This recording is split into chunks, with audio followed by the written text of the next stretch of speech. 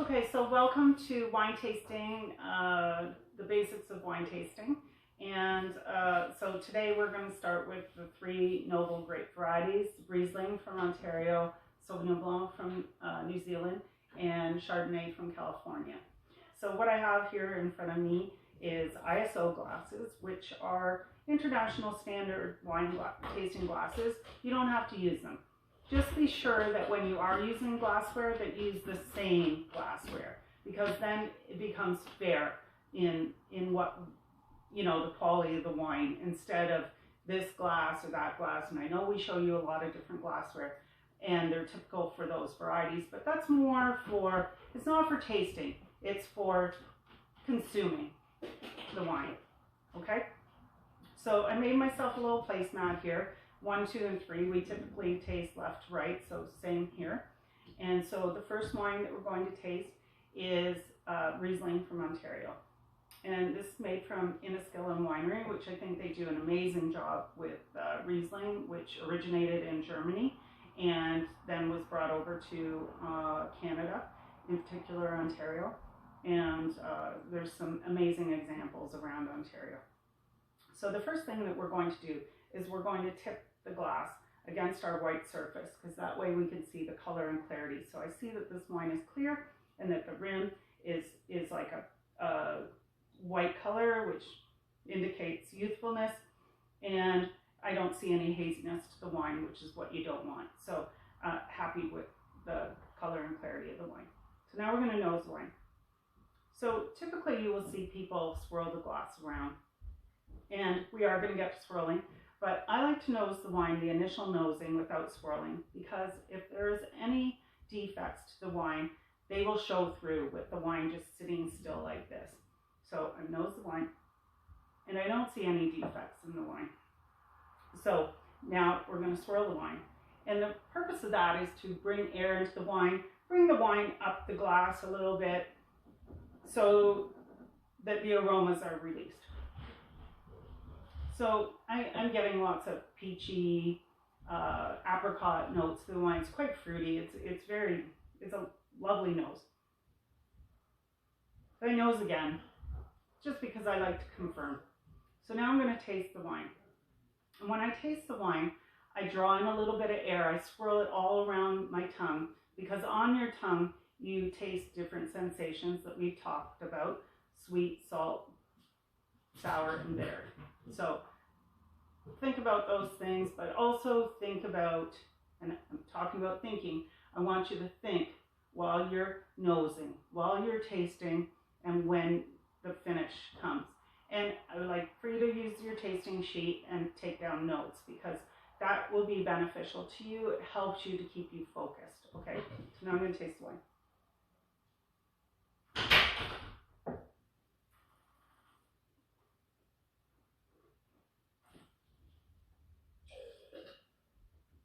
So I'll just finish with this. So again, those aromas that I smelled are now coming through on the palate. So I can taste that apricot peachiness and the acidity in the wine.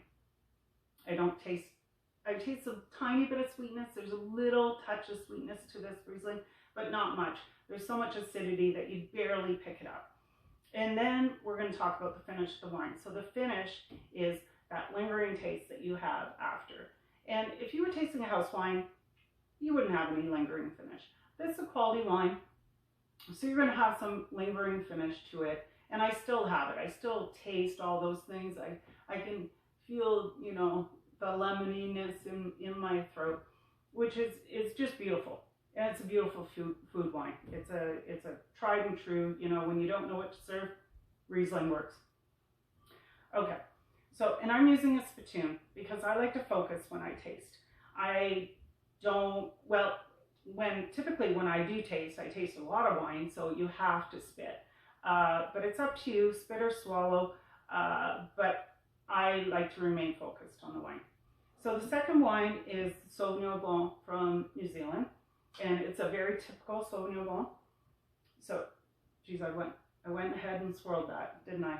What a habit. Okay, so first we're going to look at the clarity, color and clarity of the wine. So this one is lighter in color. So I'd almost say it was like a green pale straw. It's with a very, very clear rim. Again, youthfulness, but nice and clear, bright wine. Lots of herbaceous aromas, lots of grassiness, citrus. It's just really pretty nose.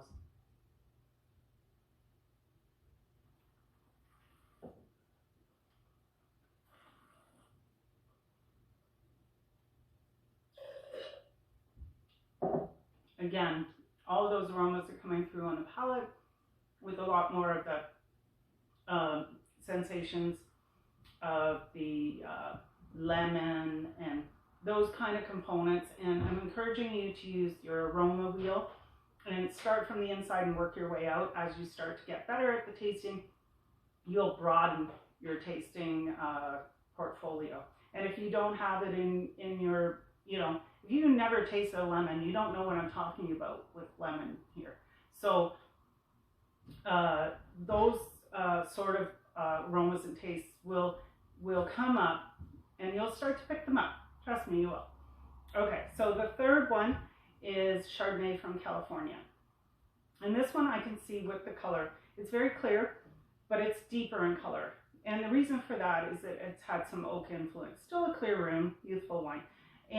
But it's got a little bit more golden in color. So now we're going to nose the wine.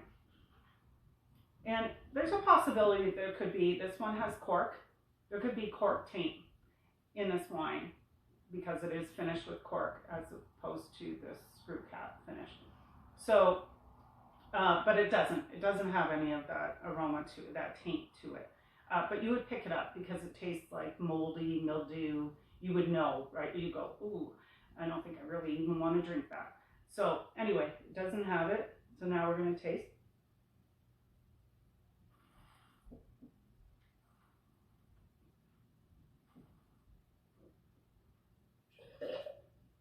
So on the nose, I got the oak influence, I got some apple notes, I got some spicy notes, and all those components are coming through on the palate, as well as some good acidity.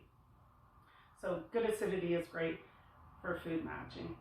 And I would say that as far as sipping any three of these wines, the Chardonnay is the one that I would say would do better with food. And a wide variety of foods, but sometimes people like white wine and they want to have red meat. And Chardonnay is something that can stand up to red meats. So that's it for our session on the 3 noble grape varieties. I hope that you learned something and that you enjoyed it.